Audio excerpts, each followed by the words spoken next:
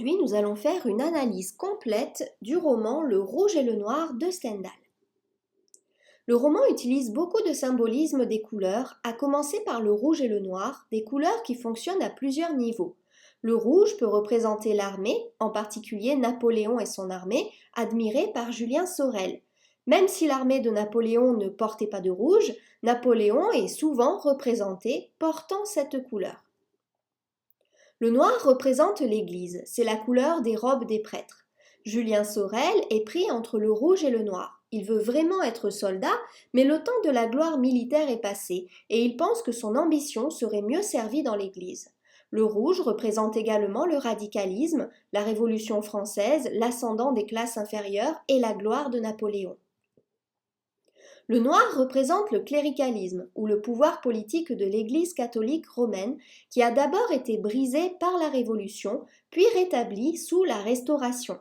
Il peut par extension symboliser des structures de pouvoir restrictives de manière plus générale. Le rouge et le noir peuvent également représenter les deux maîtresses de Julien. Madame de Rênal est la rouge car elle aime Julien par-dessus tout. Son amour est sincère et simple et jaillit d'un cœur plein. L'amour de Mathilde est plus sombre et plus pervers, alors elle est la noire. Comme Julien, elle se préoccupe surtout du pouvoir dans les relations et elle ne voit l'amour sexuel que comme une lutte pour la domination. Le rouge symbolise également le sang et la violence. Julien voit ce qui ressemble à du sang sur le sol de l'église au début du roman, qui préfigure sa tentative de meurtre à la fin du roman. Le noir symbolise finalement le crime et la mort, et la fascination de Mathilde pour la mort et les cadavres. Le bleu est également significatif dans le roman. Il représente la noblesse. Le ruban bleu est mentionné à plusieurs reprises. C'est la plus haute distinction de chevalerie décernée par le roi. Le marquis de la Mole fait porter un manteau bleu à Julien lorsqu'il veut interagir avec lui comme un égal. Mathilde et ses amis s'assoient sur un canapé bleu dans le salon, et Julien brise accidentellement le précieux vase bleu antique de Madame de la Mole. Enfin, le cadavre de Julien est enveloppé dans un manteau bleu, ce qui peut signifier qu'il atteint la noblesse dans la mort. Dans le roman, les échelles représentent l'ascension sociale et agissent comme des symboles phalliques. Julien utilise une échelle pour atteindre les fenêtres de ses maîtresses.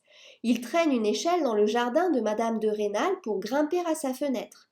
Dans le cas de Mathilde, elle lui fournit l'échelle, du moins en lui montrant où elle se trouve, et il grimpe à sa fenêtre à sa demande.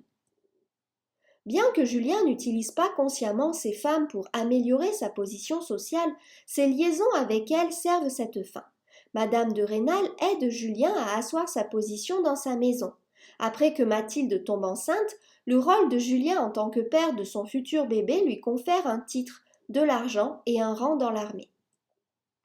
Les murs sont un symbole de statut social dans le roman. Les aristocrates entourent leurs propriétés de murs de pierre pour désigner ce qui leur appartient, pour se séparer physiquement et psychologiquement des classes inférieures. Le narrateur décrit ensuite les jardins du maire, M. de Rênal, comme un réseau de murs. Les murs sont des motifs de fierté et de pouvoir. Monsieur de Rênal est également entouré de murs psychologiques, le séparant des autres et le laissant solitaire comme tous les nouveaux riches qui doivent laisser leurs anciennes communautés derrière eux. Les murs psychologiques de Julien le ferment de l'amour, le coupent de l'amitié et de l'acceptation des circonstances plus humbles et détruisent son bonheur. Comme l'imaginait le philosophe allemand Nietzsche, la volonté de pouvoir, le désir inné des individus de dominer leur environnement et de façonner leur vie, est la force motrice de toute entreprise humaine.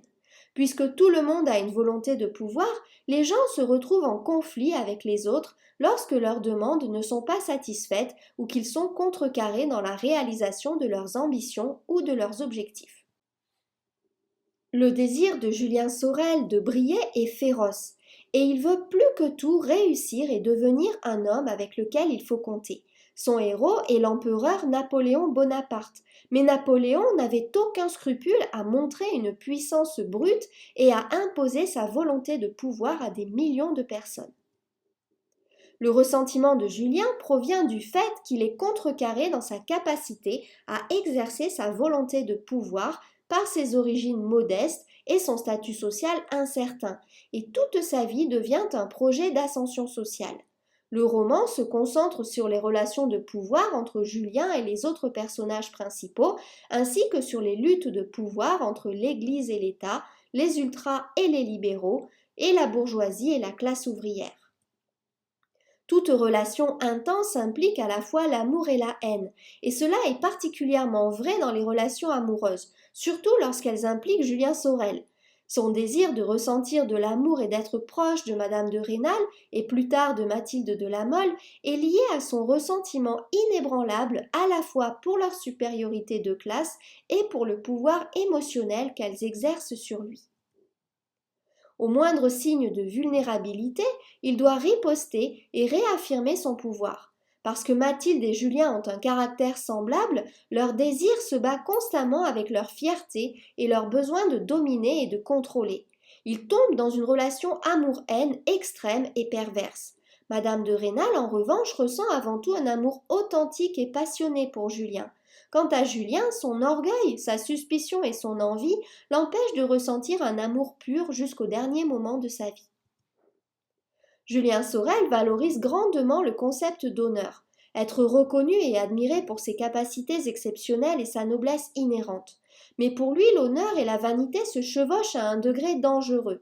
L'envie de Julien d'être honorable, un trait qu'il associe à son héros, Napoléon, n'est pas motivée par le désir d'aider les autres ou de rendre le monde meilleur, mais plutôt par le désir de satisfaire sa vanité et son orgueil. La vanité de Julien le rend obsessionnellement craintif d'être lâche ou de reculer en toutes circonstances, même lorsque cela serait le choix le plus judicieux ou qu'il ne veut pas particulièrement du prix offert. En conséquence, il abuse souvent des autres, y compris de ceux qu'il aime, dans son désir de renforcer sa propre estime de soi. L'idée de Julien de son devoir envers lui-même et sa définition de ce qu'il doit faire pour maintenir son honneur est un fil conducteur continu du roman.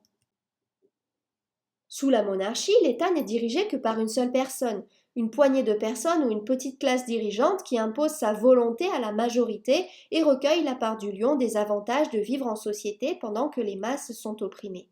La monarchie engendre nécessairement de l'hypocrisie. Pour survivre sous la monarchie, les individus doivent pouvoir porter un masque ou cacher leurs vrais sentiments émotifs afin de ne pas être écrasés par les forces qui contrôlent la société. Le Rouge et le Noir explore la restauration en France dans les années 1820, imposée à la population par les ultra-royalistes travaillant en connivence avec l'Église catholique pour récupérer le pouvoir qu'ils ont perdu pendant la Révolution française. Il n'est pas surprenant que Julien Sorel, intelligent et ambitieux, décide d'adopter de tout cœur l'hypocrisie pour aller de l'avant dans la société.